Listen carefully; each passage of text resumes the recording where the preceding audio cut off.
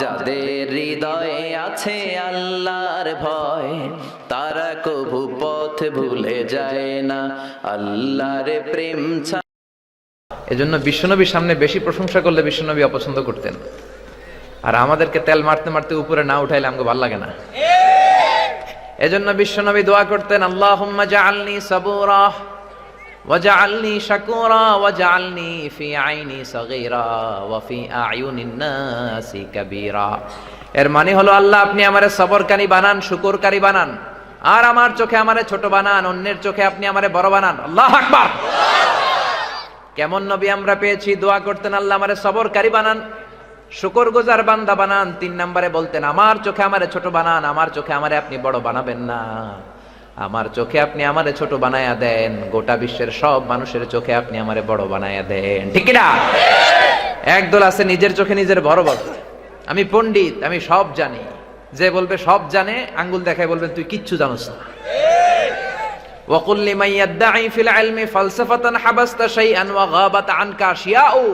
আবু নওয়াস একজন কবি ছিলেন, উনি বললেন, وَقُلْ لِمَنْ يَدَّعِي فِي الْعِلْمِ فَلْسَفَةً حَبَسْتَ شَيْئًا وَغَابَتْ عَنْكَ أَشْيَاءُ। কেউ যদি বলে আমি সব জানি, তুমি আঙ্গুল দেখিয়ে তারে বলে দাও তুমি কিচ্ছু শিখো নাই।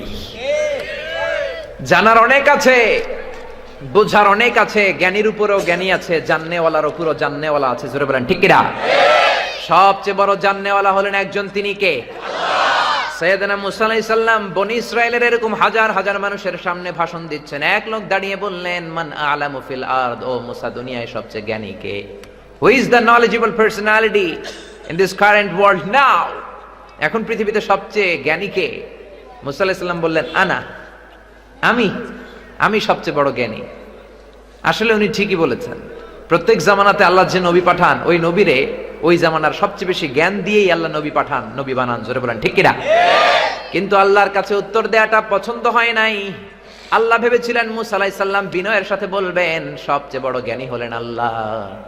মুসা আলাইহিস সালাম কেন বললেন না? আল্লাহ মুসারে ডেকে বললেন, ও মুসা, you are wrong, completely wrong, you are not the most knowledgeable personality in the world now. বর্তমান পৃথিবীতে তুমি সবচেয়ে বড় জ্ঞানী নও, তোমার চেয়ে বড় জ্ঞানী আছে। মুসা আলাইহিস সালাম তো অবাক হয়ে গেলেন, কে সেই বড় জ্ঞানী? রব্বুল আলামিন বললেন, ইযহাব ইলা মাজমাইল বাহরাইন, 2 সাগরের মিলন স্থলে যাও। 2টা সাগর একসাথে বয়ে যায়, একটা লোনা পানি আর একটা মিঠা পানি, মাঝখানে বাধা আছে না নাই? একটার সাথে আরেকটা মিশে না, ওখানে যাও। ওখানে তিনি গেলেন। বিশাল লম্বা ঘটনা সূরা কাহফে আছে। ইউশা ইবনে নুন তার খালাতো ভাইকে নিয়ে গেলেন। যাওয়ার পরে এক সুড়ঙ্গ, সাগরের ভেতরে সেই সুড়ঙ্গে ঢুকে দেখলেন চাদর মোড়া দিয়ে এক লোক শুয়ে আছে। মুসা আলাইহিস সালাম সালাম দিলেন, ওই লোক চাদরও খুলে না, চাদরের ভেতর থেকে সালাম দিলেন, ওয়া আলাইকাস সালাম, মান আন, তুমি কে? মুসা বললেন, আমি মুসা। ওই লোকের নাম ছিল খিজির। উনি বললেন, মুসা বনি ইসরাইল, তুমি কি বনি ইসরাইলের মুসা? তার মানে কোন মুসা? এই জ্ঞান ওনার কাছে আছে না নাই? এত জ্ঞান আল্লাহ তাকে দিয়েছেন। নাম হলো খাদির। খাদির মানে সবুজ। খাদির মানে কি? কোন মরা লতা পাতা গাছের সামনে বসলেই গাছগুলো জীবিত হয়ে, সজীব হয়ে, সবুজ আকৃতি ধারণ করতে। জোরে বলেন আল্লাহু আকবার। লম্বা ঘটনা, অনেক কিছু শিখলেন। এজন্য আপনি বড় জ্ঞানী হয়ে গিয়েছেন এটা মনে করবেন না। আপনি যত পড়বেন, যত নলেজ অর্জন করবেন, আপনি ততই জানতে পারবেন যে আপনি কত বড় মূর্খ। জোরে বলেন ঠিক কিনা?